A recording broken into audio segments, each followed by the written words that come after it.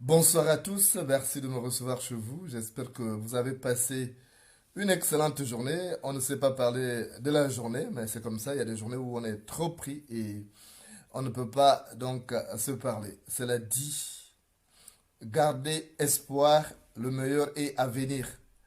Je constatais que beaucoup sont découragés, beaucoup sont même déconnectés des réseaux sociaux parce que le combat s'éternise, le combat dure.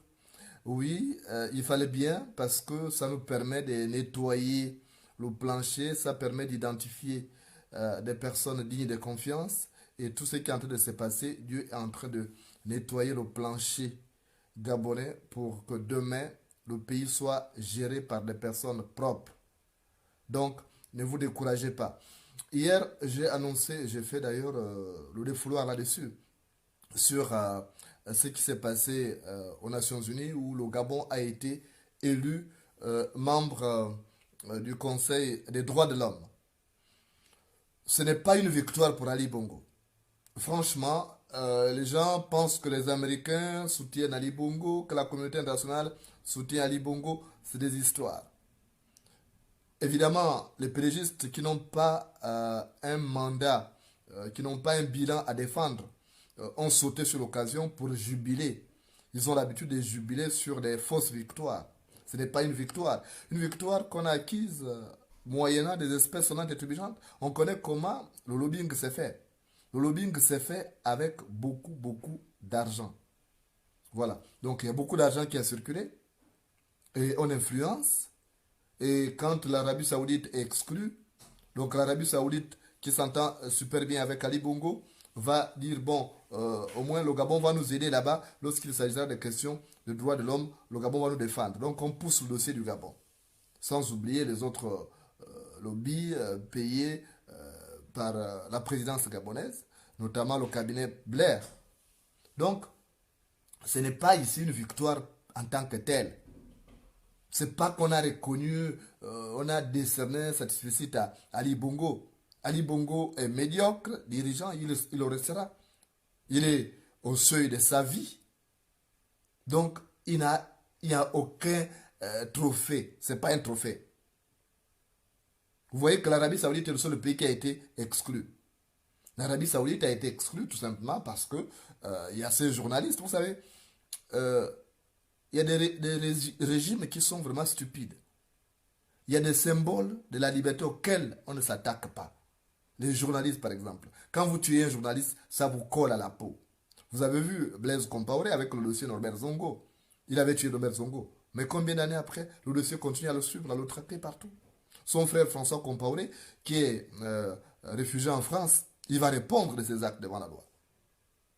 Donc, dire que c'est une victoire pour Ali Bongo, que c'est fini, le changement, c'est des histoires. Vous ne savez pas comment l'Occident fonctionne. Notre problème, nous, dans cette résistance-là, dans ce combat, c'est que nous ne faisons pas du lobbying. Nous ne sommes pas unis. Vous avez suivi cette interview de Delphine Lecoutre sur RFI. Parce que tout simplement, elle a dit des choses. Mais nous fragilisons ces régimes avec ce que nous faisons. Nous fragilisons ces régimes et on doit continuer à faire ce travail. Les gens qui se déconnectent, qui se découragent là. Quand vous découragez, c'est pour faire quoi? Est-ce que vous pensez que c'est en croisant les bras qu'on va faire tomber Ali Bongo? Non. On l'a fragilisé. Vous savez que même son AVC là, nous avons une part des responsabilités. Parce que nous avons fait du ramdam matin, midi et soir après l'élection présidentielle.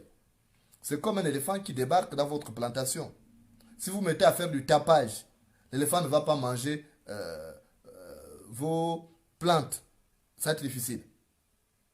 Donc c'est ce qu'Ali Bongo est en train de faire là, c'est ce que Sylvia Bongo fait, c'est ce que le petit Noureddin Bongo fait. Il faut continuer ce travail de matraquage psychologique. J'ai vu quelqu'un qui dit oui, toi tu es fort pour parler. Mais c'est mon travail parler. Mon travail est de conscientiser.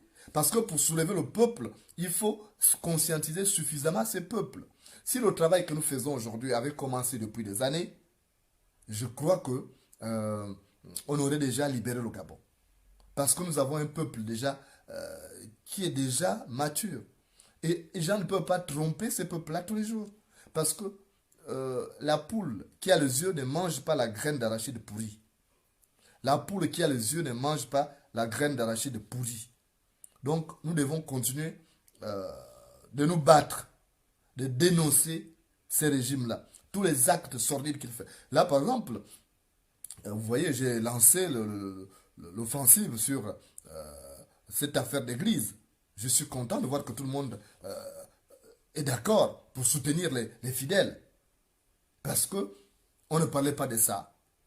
Alors que dans un pays où la Constitution reconnaît la laïcité, on ne peut pas fermer les églises. C'est trop facile. Souvenez-vous, à un moment donné, en 89, je crois, si j'ai bonne mémoire, Omar Bongo avait pris un décret pour interdire l'église, je crois, Betsaïda. Mais les gens se sont levés. Ils ont défendu l'église. Donc on doit défendre les parcelles de liberté que nous avons. Notre combat doit être de conserver les espaces de liberté que nous avons, les acquis que nous avons, et de reconquérir d'autres. Ce n'est pas en croisant les bras. Il y a beaucoup de gens ici qui disent, oh, moi je ne me connecte plus, qui m'écrivent sur WhatsApp. Je dis, vous êtes des défaitistes. Vous avez beaucoup de pays qui se sont libérés au terme de combien d'années? L'apartheid, 300 ans, presque, ce système-là de domination qui a commencé, même si on ne compte qu'à peine une centaine d'années. Mais en réalité, c'est 300 ans de souffrance. Les Sud-Africains ont souffert. Il y avait des gens qui souffraient avant eux. Ils étaient déjà dominés, ils étaient oppressés. Donc, les gens qui disent, oui, tu es fort pour parler, machin, mais c'est mon travail de parler. Le combat s'est fait avec la parole. Au commencement était la parole. Martin Luther King, il avait des armes pour combattre ces blancs-là qui faisaient leur racisme. Il n'avait pas d'armes avec lui. Il n'avait pas d'armes. Les grands lutteurs n'ont jamais utilisé des armes. Maintenant, en ce qui nous concerne, on peut recourir à une force réparatrice des injustices. C'est pourquoi j'ai dit dans le cadre du Haut Conseil de la Révolution, il nous faut absolument mettre des moyens pour libérer ces pays. Mais vous voulez que le pays se libère, mais vous ne voulez pas réunir toutes les conditions qui concourent à la libération du pays. On ne peut pas vouloir d'une chose de son contraire. On ne peut pas vouloir d'une chose et de son contraire. Moi, je vous assure que ce que les gens font, je rigole. Parce qu'ils ne connaissent pas mon moral. Moi, je suis fait pour des combats de longue haleine. Je suis fait pour des combats de longue durée. Donc, je n'ai pas commencé là en 2016. Là. J'ai commencé, j'avais 15 ans. Et je me dis, tant que je n'ai pas obtenu gain de cause, je n'arrête pas. Parce que tant que la marche n'est pas terminée, le balancement des bras ne finit pas. Tant que la marche n'est pas terminée, le balancement des bras ne finit pas. Donc arrêtez votre résignation. Arrêtez ce comportement qui consiste à dire non, le pays ne va pas se libérer parce que l'ONU a fait ceci ou bien parce que Ali Bongo est revenu en vie. Je vous disais que la mort d'Ali Bongo ne serait pas la fin de ce régime. Parce que ce régime peut se régénérer. Ce régime peut se régénérer. Donc, moi je suis un lutteur. Je suis journaliste déjà de profession. Mon travail, c'est de parler, c'est de dénoncer. Bon, maintenant, si les gens sont fatigués qu'on dénonce, alors qu'ils fassent comme d'autres là qui sont déconnectés et qui attendent que les autres libèrent leur pays.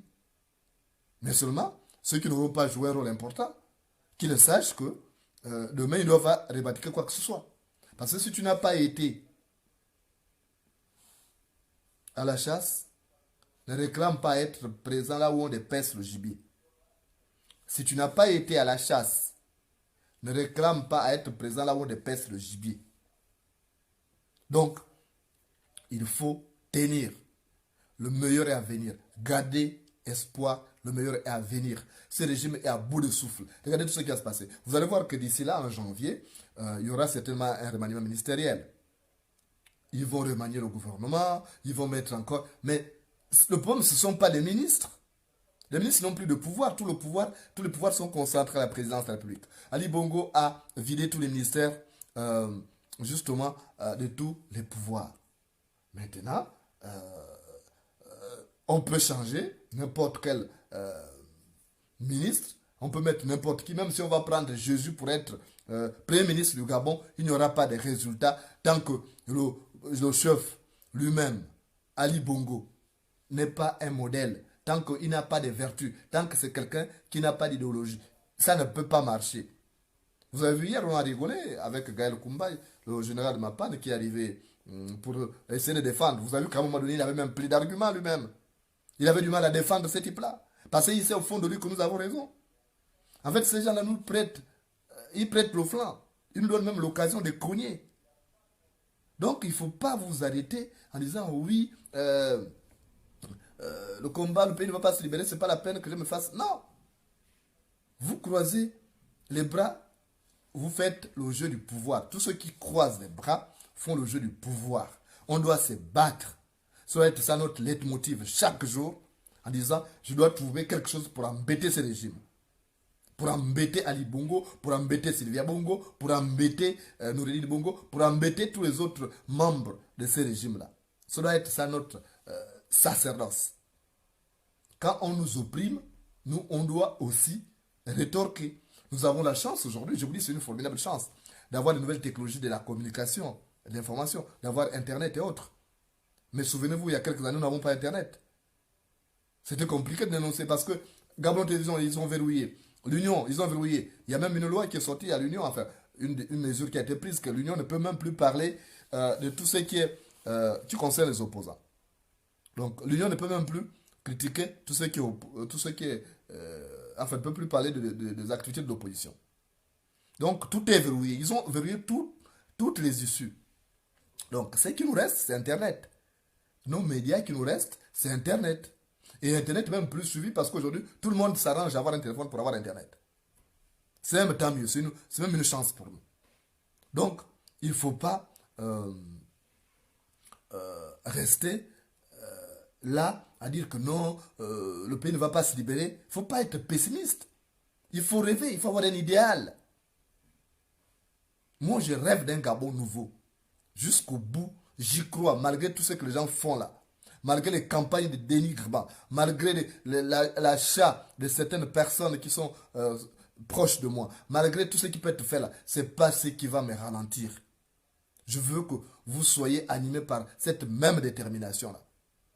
Parce qu'on peut vous critiquer, on peut tout faire, mais vous continuez votre travail. Et tôt ou tard, on vous donnera raison. Regardez l'histoire d'enlèvement là.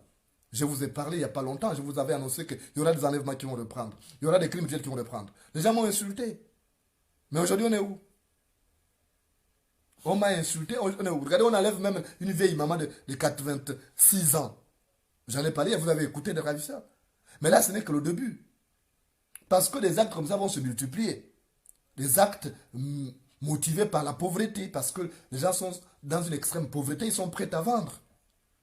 Même l'histoire de cette maman-là n'est pas trop claire. Si vous fouillez, vous allez trouver qu'il y a des gens de la famille qui sont là-dedans. Donc, moi, je vous dis tout simplement, ne suivez pas les rigolos du PDG. C'est des gens sans âme et sans conscience. Parce que les vrais PDGistes ne parlent même plus aujourd'hui là. Ils n'ont plus d'arguments pour défendre Ali Bongo parce qu'il a échoué sur toute la ligne. Et ils savent qu'Ali Bongo ne dirige plus. Ali Bongo, c'est un dictateur sous curatelle. Donc, moi, je voudrais justement vous dire, maintenant, ceux qui viennent faire la distraction, laissez-les. C'est des pauvres types. Les gens qui ne comprennent pas mon message, c'est que quand ils n'ont rien dans la tête, ils ne comprennent pas. Moi, j'ai toujours été clair. Dès le départ, je suis clair. Je ne suis pas comme ça, là. J'ai dit des choses et je ne suis pas quelqu'un qu'on détourne. Je vous dis, voilà, c'est ça, c'est ça. Quand les gens disent qu'Ali Bongo est mort, mais pourquoi les gens ne rentrent pas? Ceux qui disent qu'Ali Bongo est mort. Mais rentrer au Gabon, aller prendre le pouvoir, puisqu'Ali Bongo est mort. Donc, moi, tous les rigolos qui viennent même sur les lives là pour parler, mais si j'étais un menteur, ils ne viendraient même pas sur mes lives. Parce qu'ils savent que je dis la vérité. Ce que je dis souvent, ça s'est produit.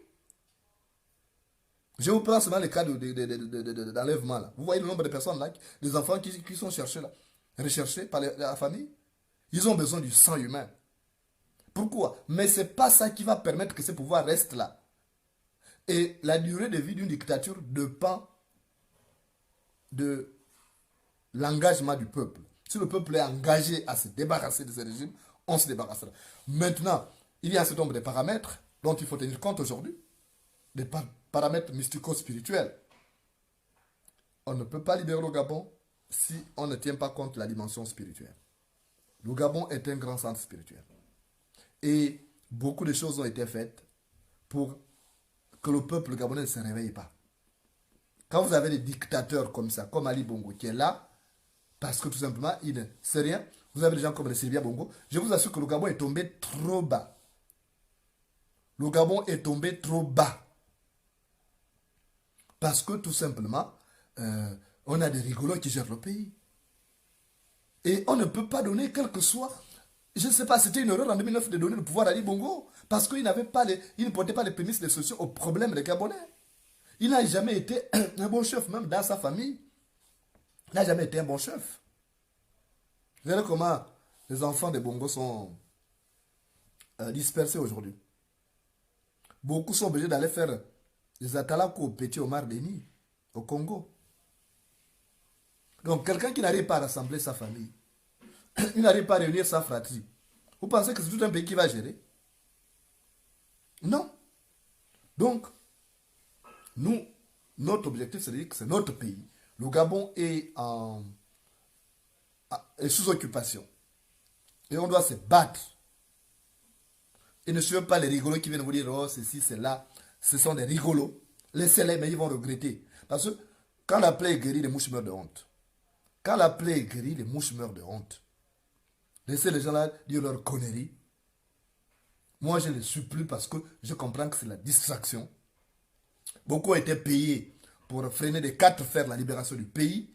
Donc, ils vont allumer des contre-feux. Il y a de nouvelles survivances de cette dictature qui ont été développées. On ne doit pas les suivre. Le pays va se libérer et après, ils auront honte demain. Ceux qui nous auront combattus, ceux qui auront pactisé avec l'ennemi, auront honte. Donc, gardez espoir. Le meilleur est à venir. J'y crois fermement, malgré tout ce qui est fait. Je sais que ce régime est au bout du rouleau. Ce régime est essoufflé. Le fruit est mûr. Il suffira d'un petit vent pour qu'il tombe. Mais tout cela dépend de nous. Notre capacité de mobilisation.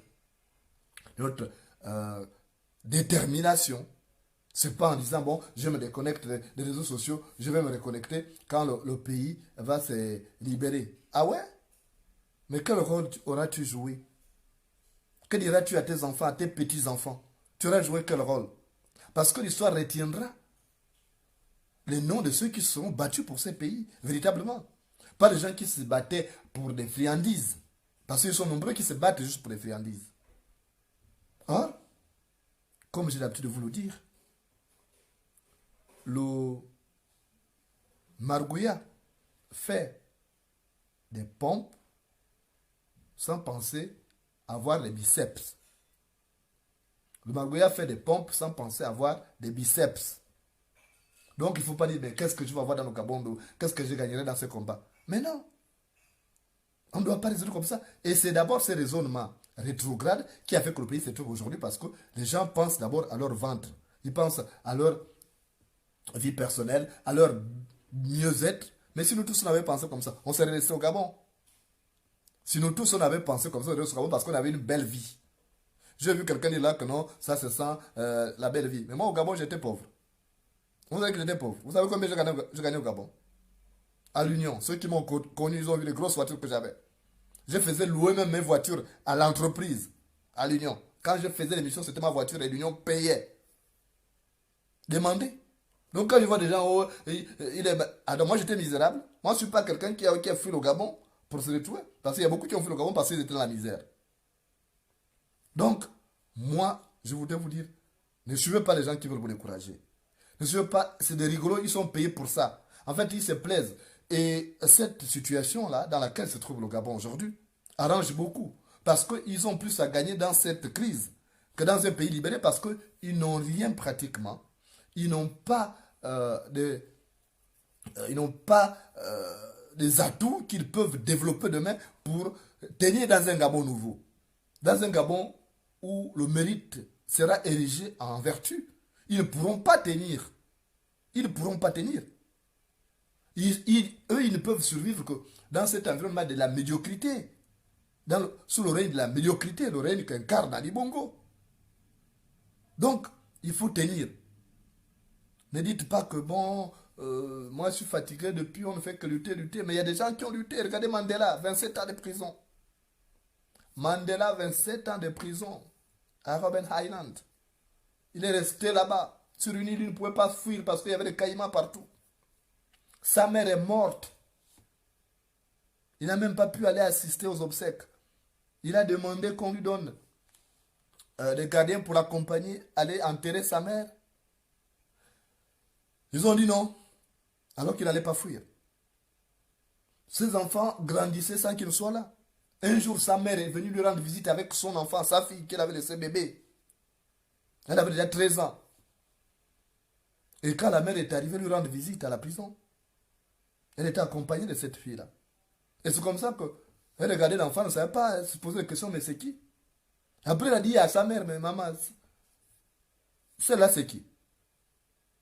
La mère a eu des larmes, elle a dit, mais c'est ta fille que tu as laissé bébé. Elle dit, c'est ta fille que tu as laissé bébé. Donc, moi, j'ai cette conviction. J'ai des enfants qui grandissent sans que je sois là. Ils sont restés au Gabon. Mais je sais au fond de moi que demain, ils vont retrouver le sourire. Beaucoup ne me comprennent pas que je puisse sacrifier le bien-être familial pour être au service d'un peuple parfois ingrat. Ah oui, parce que vous voyez ce que je subis. Parce que je sais parfois, vous voyez ce que je subis au quotidien, ce n'est plus à démontrer. La méchanceté humaine dont je suis victime, malgré cet engagement sincère. Mais tôt ou tard, les enfants comprendront que, de toutes les façons, papa avait raison finalement, parce qu'il faut un Gabon nouveau. Parce qu'aujourd'hui, à quoi sert de vivre dans ces pays-là? Vaut mieux vivre que de vivre sans vie. Au Gabon, vaut mieux vivre que de vivre sans vie. Ceux qui ont eu la chance d'avoir pris le chemin de l'étranger sont même plus à l'aise aujourd'hui que ceux qui sont restés au pays. Le pays est... Regardez, quand vous allez même à l'aéroport Léon Mba, il y a eu cette atmosphère de deuil. Vous avez l'impression que le Gabon est en deuil. Ils ont tellement miné mystiquement le pays, tout est lugubre, tout est sombre. Le règne sombre, le règne mortifère d'Ali Bongo a vraiment détruit le Gabon. Donc, je vous dis, gardez l'espoir. Le pays va se libérer. Nous allons trouver le moyen. Ce qu'il nous faut, c'est des alliés qu'il faut chercher. Ce sont des alliés qu'il faut chercher. Des alliés fiables, avec des lutteurs fiables, parce que nous avons un problème aussi. Il y a des gens qui se laissent acheter. Le pouvoir leur fait des petits cachets à la fin du mois et ils pensent que c'est déjà beaucoup et les gens souffrent. Mais ils ne pensent pas au peuple gabonais. Moi, je pense à ce peuple qui souffre. Je vous assure que hier, j'ai eu mal, j'ai eu des larmes quand j'ai écouté cet audio-là, des gens qui demandent 20 millions à la famille de cette vieille maman-là. Mais les gens vont trouver 20 millions où vous aussi. Ils ont du mal à tenir, à joindre le deux bouts. On demande 20 millions. C'est comme pour dire que bon, on va exécuter parce qu'ils savent que les gens ne peuvent pas trouver 20 millions. Ça va sortir d'où?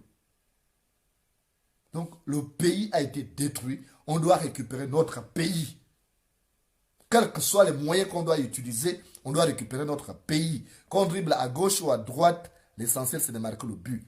Ne suivez pas les rigolos là, qui ont l'habitude de décourager. Je vois quelques-uns qui sont connectés là, qui m'insultent, ils n'ont qu'à m'insulter. Ce sont les compliments qu'ils font. S'ils viennent déjà sur ma page pendant que je parle, c'est qu'ils reconnaissent à moi une certaine force de frappe. Merci d'être là. Insultez-moi pour exister. Hein? Voilà, c'est comme ça. Je souhaite qu'on continue de m'insulter parce que plus on m'insulte, plus les gens cherchent à savoir mais qui est ce type-là. Je vois des gens qui disent mais Moulenda, qui es-tu exactement? Parce qu'ils ne comprennent pas. Les gens sont en train de fabriquer un monstre politique qui va le dévorer demain. Ils ne savent pas ça. Ils sont en train de fabriquer un monstre politique qui va les dévorer demain. Donc, qu'ils viennent m'insulter, ce sont les pédégistes qui viennent souvent là. Ce sont parfois les faux opposants qui viennent parce qu'ils sont gênés, parce qu'ils auraient voulu que les gens ne me suivent plus, n'écoutent plus le message. Mais ceux qui vont se décourager, tant pis pour eux. Même s'il reste 2 personnes sur la page là, je continue le combat. Même s'il doit rester seul.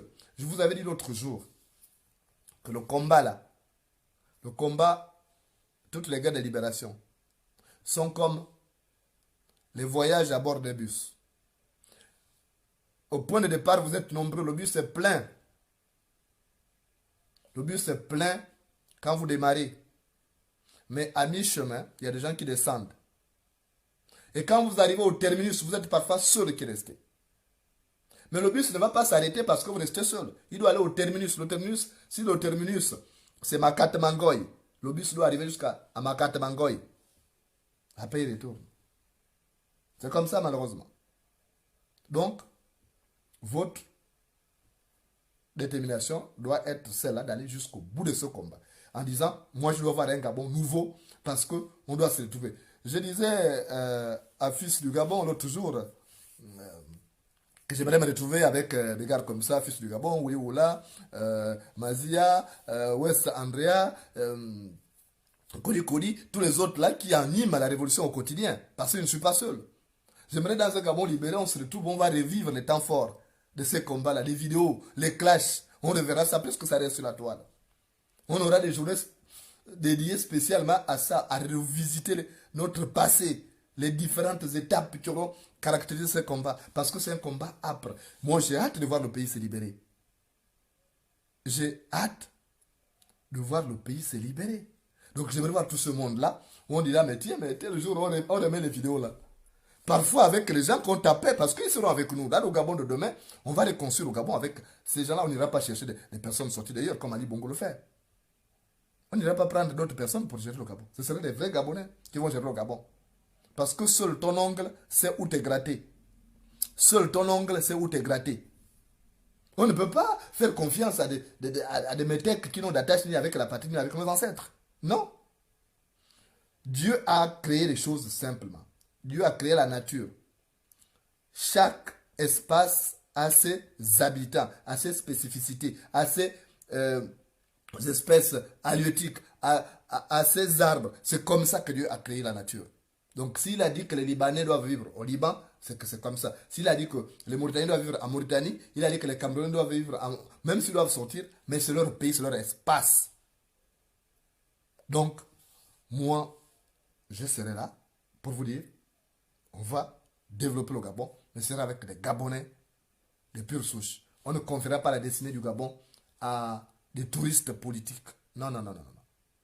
On ne met pas la main dans la gueule d'un chien qu'on ne connaît pas. On ne met pas la main dans la gueule d'un chien qu'on ne connaît pas. Donc, on va combattre. Ne vous en faites pas.